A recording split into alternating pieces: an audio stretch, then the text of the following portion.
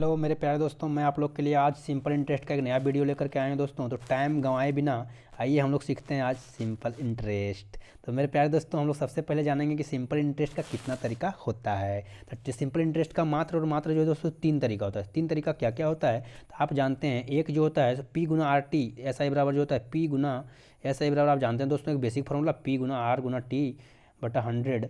एक ये फार्मूला है और इस फार्मूला का यूज करके हम लोग सॉल्व कर सकते हैं। वही उसी को हम लिखें basic formula. By basic formula हम लोग क्वेश्चन को डील कर सकते हैं। और दूसरा जो तरीका होगा दोस्त, परसेंटेज का यूज करके हम क्वेश्चन को डील करेंगे, तो परसेंटेज मेथड। तीसरा जो तरीका है दोस्तों, फ्रैक्शन मेथड। फ्रैक्शन मेथड से भी हम लोग इस क्वेश्चन को सॉल्व कर सकते हैं। और फ्रैक्शन मेथड को ही हम लोग रेशियो मेथड भी कहते हैं। फ्रैक्शन मेथड को अलग नाम से जो है रेशियो मेथड के नाम से ही जाना जाता है।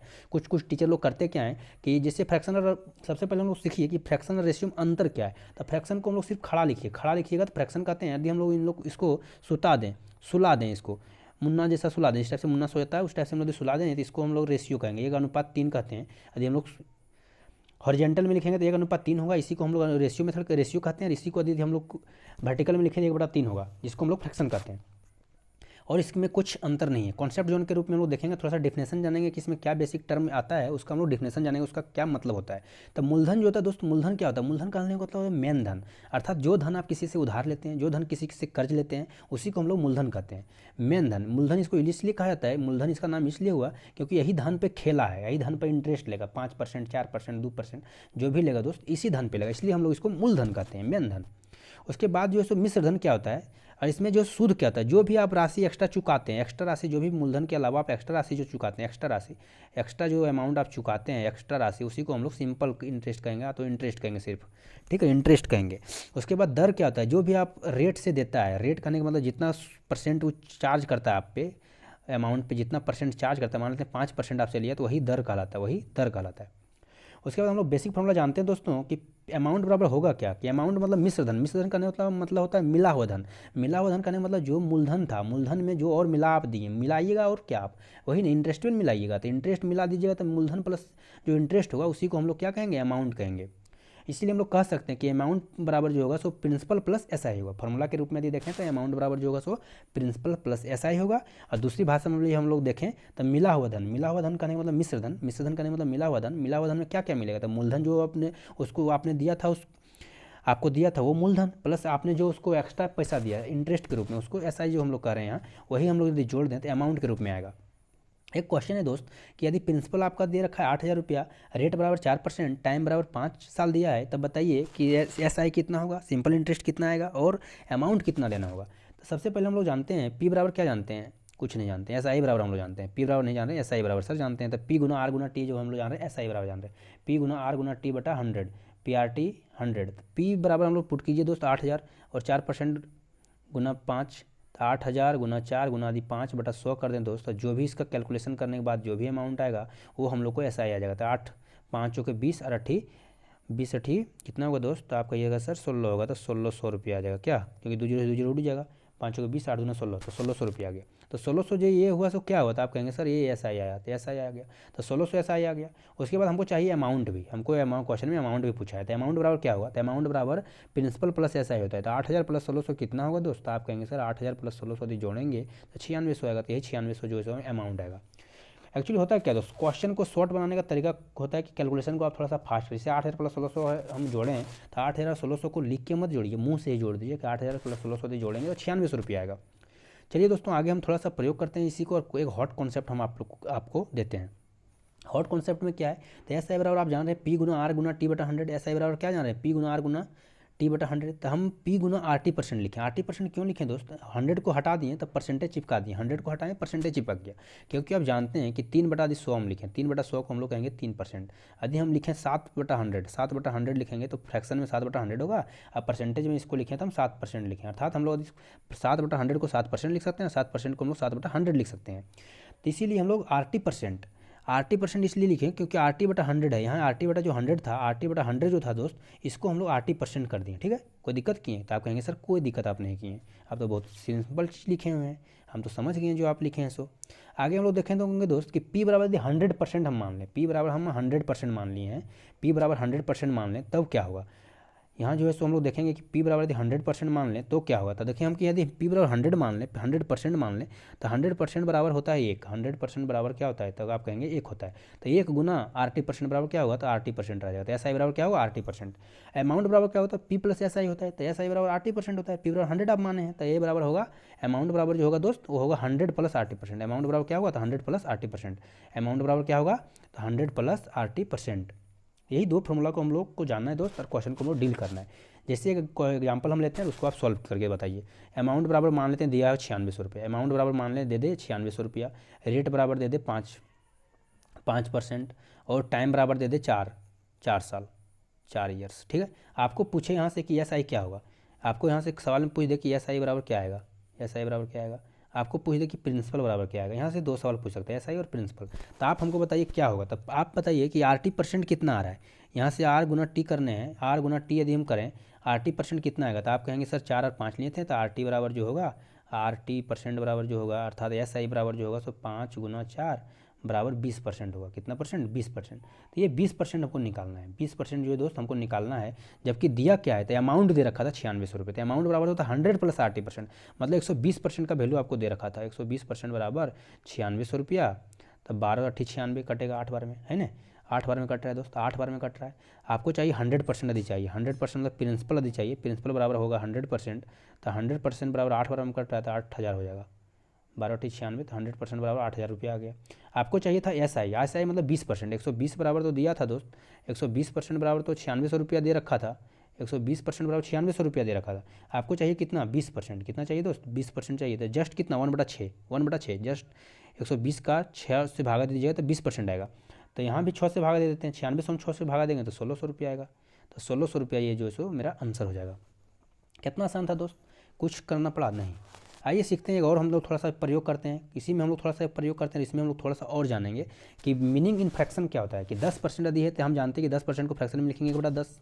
1/, जो ये 10 हम लिखें दोस्त, तो ये जो ऊपर वाला जो होता है ना दोस्त, ये ऊपर वाला जो होगा इसी यही होता है SI। ऊपर क्या होता है, SI, और नीचे जो होता है वो प्रिंसिपल होता है। यदि हम लोग दोनों को जोड़ दें तो क्या होगा, अमाउंट होगा। यदि हम लोग फ्रैक्शन में चर्चा करेंगे तो इस टाइप से लेंगे।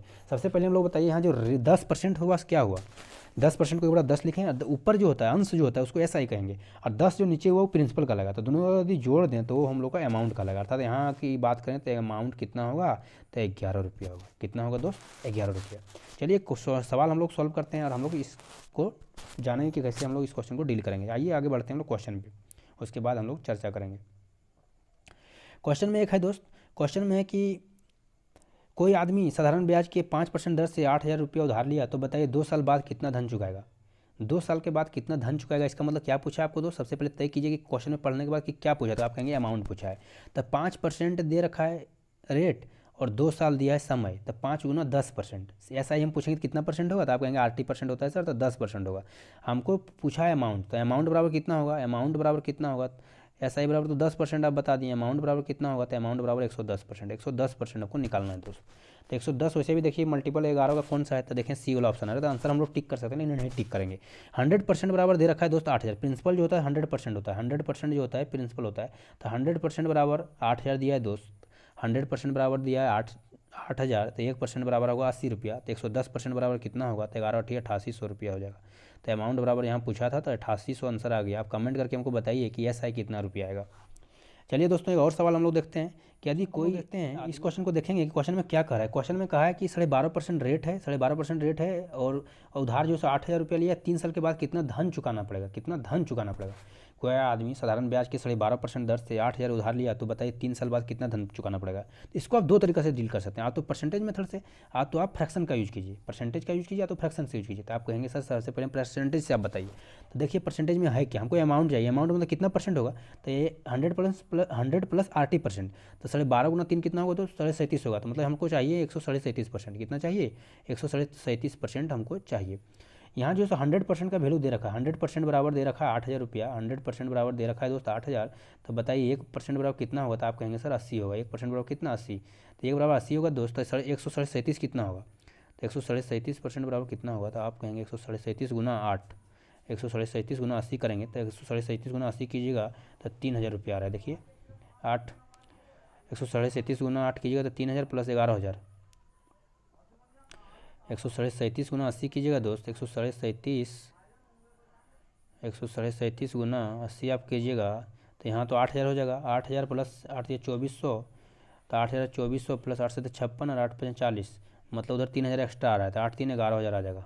गुना करने के बाद आपको देखिए 11,000 रुपया आ रहा है। ठीक है, 11,000 रुपया आंसर आ जाएगा। ठीक है, दूसरा तरीका जो होगा इसका वो होगा फ्रैक्शन मेथड। फ्रैक्शन मेथड बहुत आसानी से सवाल को कर देगा। देखिए 37.5% बराबर क्या होगा, तो आप कहेंगे सर 37.5% को हम लोग लिख सकते हैं 3/8। 37% का वैल्यू होता है फ्रैक्शन में 3/8। आप ये चीज़ जान जाइए कि 3/8 इसका फ्रैक्शन वैल्यू होता है। नहीं जानते तो इसको आप रट लीजिए अभी, ठीक है, फिलहाल के लिए। तो ये 8 बराबर क्या होगा, 8,000। 8,000 बराबर दिया 8,000। हम बताएं आपको कि नीचे वाला जो है प्रिंसिपल कराता है, ऊपर वाला ऐसा ही कराता है। तो 8 बराबर 8,000 दिया है दोस्त, तो बताइए 3 बराबर कितना होता है, ये हो जाएगा 3,000 रुपया। बताइए कितना आसान हो गया। ऐसा ही 3,000 रुपया, ऐसा ही पूछा था आप डायरेक्ट 3,000 रुपये चेक कर देते हैं, लेकिन पूछा है आपको अमाउंट, तो अमाउंट बराबर 3,000 प्लस 8,000 होगा। 3,000 प्लस 8,000 को आप जोड़िए दोस्त, कितना आएगा, तो 11,000 है। इसका आंसर करेक्ट 11,000 रुपया होगा। चलिए एक और हम लोग सवाल देखते हैं। इस सवाल को आपका आंसर देखिए कितना टफ दिया है डाटा, लेकिन इस सवाल को आप बहुत आसान तरीके से डील कर पाएंगे। कह रहा है रेखा रानी ने 5,000 रुपया 3 साल के बाद बैंक को देकर कर्ज मुक्त होती है। 5,000 रुपया रेखा रानी जब पे करती है दोस्त बैंक को, तो कर्ज से मुक्त हो जाती है, मतलब ऋण मुक्त हो गई। यदि 22.5% साधारण ब्याज की दर वार्षिक संयोजित हुआ हो तो मूलधन की राशि बताइए। यहाँ जो सो दोस्त 3 साल समय दे रखा है, अमाउंट दिया है, कर्ज मुक्त हो गया, कहने का मतलब हुआ कि धन देने के बाद कर्ज मुक्त हो गया दोस्त। इसका मतलब क्या होगा कि अमाउंट दे रखा है 5,000, और यहाँ 22.5% दिया है रेट, और कितना साल दिया है, तो आप कहेंगे सर 3.5 साल दिया, तो 22.22 गुना 3 कीजिएगा तो 66.66 आएगा। 66.66% आ रहा है दोस्त। और ये 66.66 कुछ नहीं है, ये जस्ट 2/3 होता है। ये कितना होता है, 2/3। 66.66% जो है दोस्त ये क्या है, 2/3 है। तो 2/3 कहने का मतलब क्या हुआ दोस्त, यहाँ जो है ऐसा ही आया 66.66%, इसका मतलब 2/3% कहने का मतलब क्या हुआ, परसेंट फ्रैक्शन में इसका मतलब क्या हुआ, तो 3 बराबर यदि प्रिंसिपल होगा तो ऐसा ही जो होगा सो 2 होगा। तो हमको चाहिए क्या, हमको दे रखा है अमाउंट, अमाउंट मतलब 5,000 दिया है। 5,000 कहने का मतलब क्या, 3 + 2 5, 5 का वैल्यू दे रखा है 5,000, 5 बराबर दिया है, अमाउंट बराबर 5 होगा दोस्त। तो यहाँ जो है अमाउंट 5 बराबर 5,000 दे रखा है, अमाउंट 5 बराबर 5,000 जब दिया है दोस्त, तो 1 बराबर कितना होगा, तो आप कहेंगे सर 1,000। तब बताइए क्वेश्चन में पूछा है मूलधन 3 बराबर पूछा है, तो 3 बराबर कितना, 1 बराबर 1,000, तो 3 बराबर कितना होगा, तो आप कहेंगे सर 3,000 होगा। 3 बराबर कितना होगा, तो 3,000 रुपया आंसर होगा। तो कितना आसान इस सवाल को किया दोस्त, फ्रैक्शन कितना आसान इस सवाल को कर सकता है, ये चीज़ आप देख ही चुके हैं। चाहिए हम लोग और देखते हैं कि इस एक सवाल हम आपको आपके लिए देते हैं कि यदि आपको दे रखा है 1,210 रुपया दे दिया, 1,210 रुपया जो है सो आपको जो है अमाउंट दे दिया, अमाउंट बराबर 1,210 दे दिया, रेट बराबर जो है दोस्त, रेट बराबर जो है 10% दे दिया। ठीक है, 10% नहीं, मान लेते हैं कि आपको 2.5% दे दिया, रेट बराबर 2.5% दे दिया। ठीक है, 2.5%, और टाइम दे दिया मान लेते हैं आपको 4%। तब बताइए कि प्रिंसिपल कितना आएगा, प्रिंसिपल क्या आएगा, इसका कमेंट में करके आप हमको बताइएगा दोस्त। इस क्वेश्चन को आप फ्रैक्शन से बनाने का प्रयास कीजिएगा, देखिएगा कितना आसान तरीका से इस क्वेश्चन को आप डील कर पाएंगे। चलिए धन्यवाद इस वीडियो को देखने के लिए, आपको आपका दिन शुभ हो।